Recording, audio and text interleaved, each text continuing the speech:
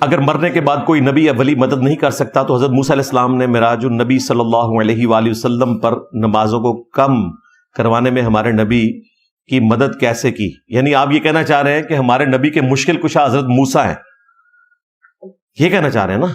یہ لکھیں کہ ہمارے نبی کے مشکل کشا حضرت موسیٰ ہیں، جرأت کریں یہ کہنے کی، پھر یہ سوچیں گے۔ اور انہوں نے مشورہ دیا بھائی۔ دوسرا، وہ فزیکلی سامنے موجود تھے۔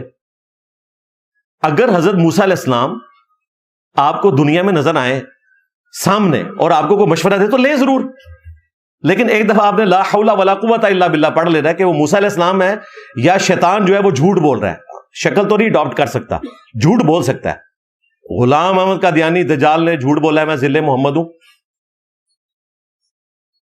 جھوٹ بول سکتا ہے، بیداری میں جھوٹ بول کے گئے ہیں لوگ۔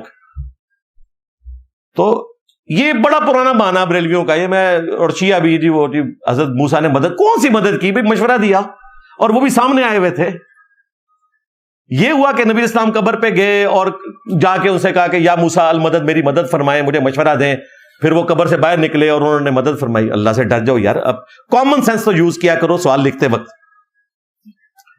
یہ کل مجھے میرے بریلوی دوست نے سوال کیا تھا، اس کو کہیں کہ آپ کے جو بریلوی استاد ہیں انجینئر صاحب، ہاں باباؤں کے بابا، ہاں بالکل، انہوں نے جواب دے دیا، نقد جواب دے دیا۔